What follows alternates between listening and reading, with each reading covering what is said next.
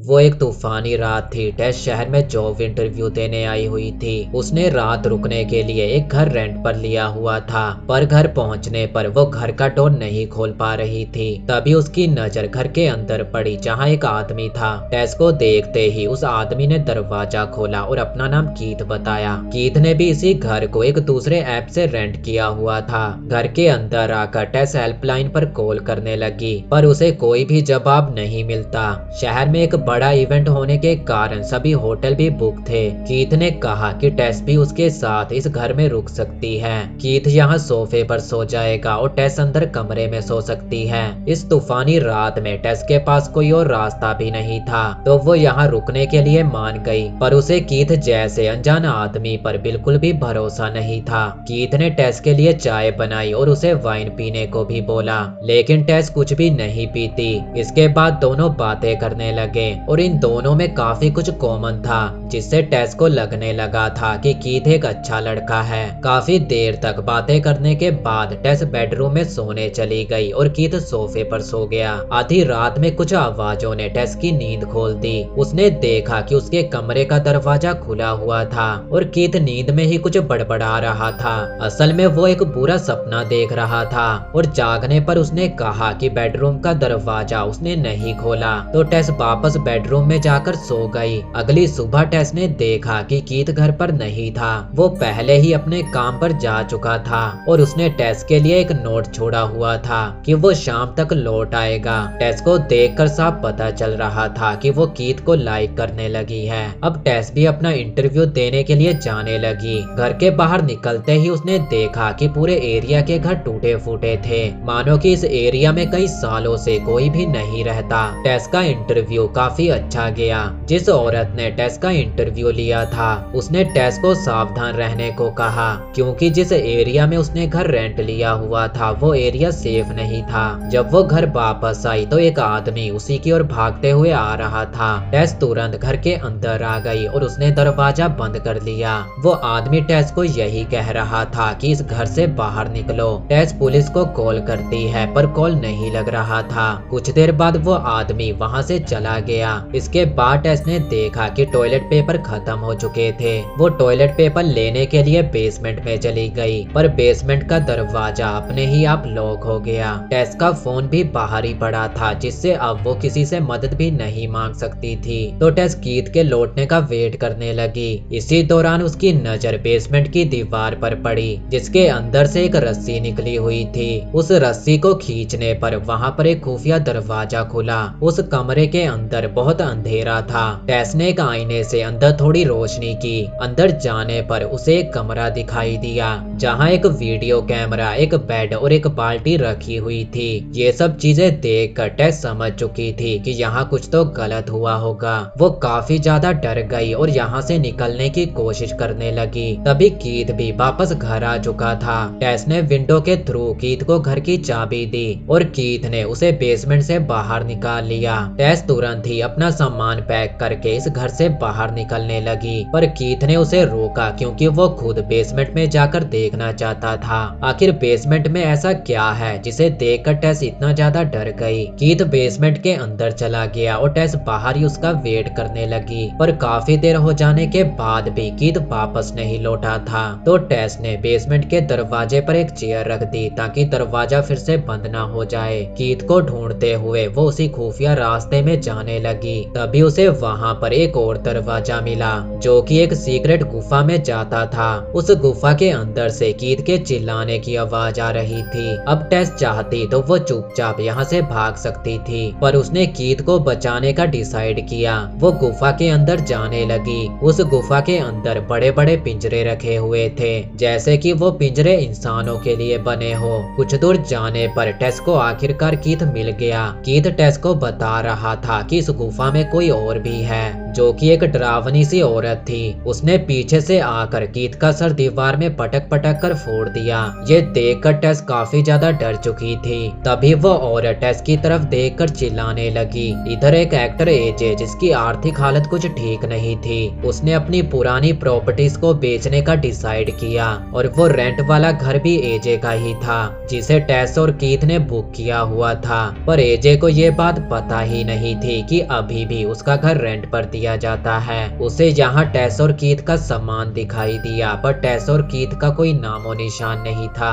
अगले दिन एजे को बेसमेंट से कुछ आवाजें सुनाई दी। वो एक चाकू लेकर अंदर देखने गया। उसे भी वो खुफिया रास्ता और कमरा दिखाई दिया, जो देखकर एजे खुश हो चुका था, क्योंकि इससे उसके घर की कीमत और भी ज्यादा बढ़ जाएगी। अब एजे पूरे बेसमेंट को मापने लगा। तभी उसे वो खुफिया गुफा भी दिखाई दी और एजे उसे भी मापने लगा। गुफा के अंदर एजे को एक कमरा मिला जहाँ बच्चों के डायपर पड़े हुए थे और टीवी पर एक वीडियो चल रही थी। तभी किसी ने एजे की टेप को खींच लिया। तभी वो औरत एजे के सामने आ गई। उस औरत को देखकर एजे वहां से भागने लगा। भागते भागते वो एक गड्ढे में जा गिरा, जिसमें टेस पहले से ही फंसी हुई थी। वो एजे को शांत रहने को कह रही थी। अब हम समय में थोड़ा पीछे आ जाते हैं, जब 1918 में इस घर का ओनर फ्रैंक नाम का एक आदमी था। फ्रैंक मॉल में किसी बेबी के लिए सामान खरीद रहा था। पार्किंग एरिया में उसकी नजर एक औरत पर पड़ी। उस औरत का पीछा करते हुए वो उसके घर तक पहुंच गया।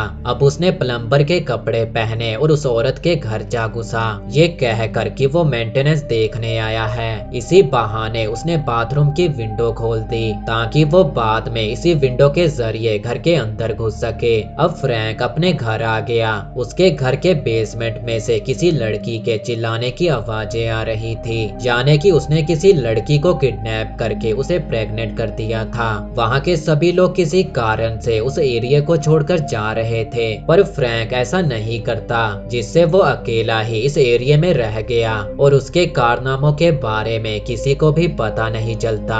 अब हम वापस प्रेजेंट में आ जाते हैं। टेस एजे को समझा रही थी कि उसे शांत रहना होगा, नहीं तो वो औरत भड़क जाएगी। तभी उस औरत ने एक दूध की बोतल नीचे की, क्योंकि वो इन दोनों को अपना बच्चा समझ रही थी। टेस चुपचाप उस दूध को पीने लगी, पर एजे नखरे कर रहा था, तो वो औरत एजे को खींचकर वहां से ले गई, पर वो गेट बंद करना भूल गई थी, जिसका फायदा उठाकर टेस उस गड्ढे से बाहर निकल आई। वो औरत एजे को उसी कमरे में ले आई जहां बहुत सारे डायपर पड़े हुए थे, और यहाँ उसने एजे के साथ क्या किया वो आप खुद ही समझ सकते हो। टेस भागकर उस गुफा से बाहर आ गई, पर बेसमेंट का दरवाजा फिर से बंद हो चुका था, तो वो खिड़की तोड़कर वहां से बाहर निकली। बाहर टेस को एंडी नाम का एक आदमी मिला, और ये वही है जो टेस को घर से बाहर निकलने को कह रहा था। एंडी उस औरत के बारे में जानता था और वो यहीं पास ही में रहता है। टेस वापस जाकर एजे को बचाना चाहती थी, पर एंडी उसे वहां से भागने को कह रहा था, क्योंकि रात होते ही वो औरत घर से बाहर निकल आएगी।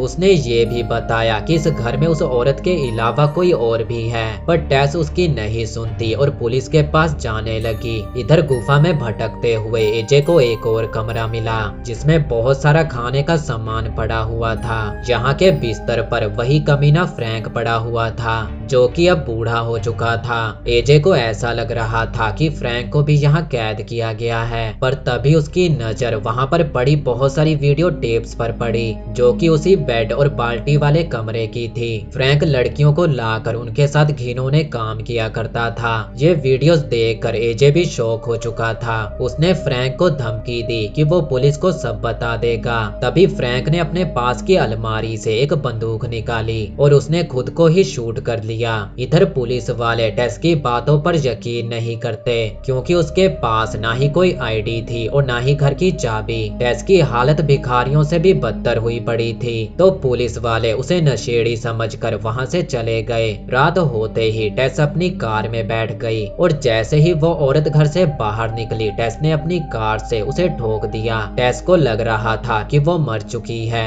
तो वो एजे को लेने के लिए वापस गुफा में चली गई। इधर एजे बंदूक लेकर आगे बढ़ रहा था, और टेस को देखते ही उसने गलती से टेस के ऊपर गोली चला दी, पर टेस अभी भी जिंदा थी। ये दोनों घर से बाहर निकले और वो औरत वहां से गायब हो चुकी थी। टेस की कार खराब हो चुकी थी, तो ये दोनों एंडी के पास जा पहुंचे। एंडी ने बताता है कि कई सालों पहले फ्रैंक लड़कियों को किडनैप करके उन्हें बेसमेंट में रखा करता था। वो उनसे बच्चे पैदा करता और जो बच्चे होते उनसे और बच्चे पैदा करता, और यही कारण था कि वो औरत इतनी डरावनी दिखती है। एंडी का कहना था कि सुबह होने तक उन्हें यहीं रुकना चाहिए, क्योंकि वो 15 सालों से यहाँ रह रहा है और आज तक उस औरत की यहाँ आने की हिम्मत नहीं हुई। उसके इतना कहते ही वो औरत वहां आ पहुंची। उसने बड़ी ही बेरहमी से एंडी को मार दिया। इधर ये दोनों वहां से भागने लगे। एजे टंकी के ऊपर चढ़ गया और वो औरत भी ऊपर ही आ रही थी। टेस ने याद दिलाया कि एजे के पास बंदूक है, पर एजे इतना ज्यादा डरा हुआ था कि वो बंदूक उसके हाथों से फिसल कर नीचे गिर गई। अब इनके पास भागने का कोई रास्ता नहीं था। एजे ने खुद की जान बचाने के लिए टेस को टंकी से नीचे फेंक दिया। क्योंकि वो औरत टेस को अपनी बेटी मानती थी, तो टेस को बचाने के लिए वो भी नीचे कूद गई। नीचे आकर एजे ने अपनी बंदूक उठाई। उसके सामने ही वो दोनों पड़ी हुई थी और टेस के साथ ही वो औरत भी जिंदा थी। वो औरत खड़ी हुई, उसने एजे को पकड़कर बीच में से फाड़ दिया। अब वो औरत टेस को वापस घर में ले जाना चाहती थी। टेस को इस औरत के लिए बुरा लग रहा था, पर उसे वापस बेसमेंट में नहीं जाना था। इसीलिए उसने पास ही में पड़ी बंदूक उठाकर उस औरत को शूट कर दिया और ये कहानी यहीं पर खत्म हो गई।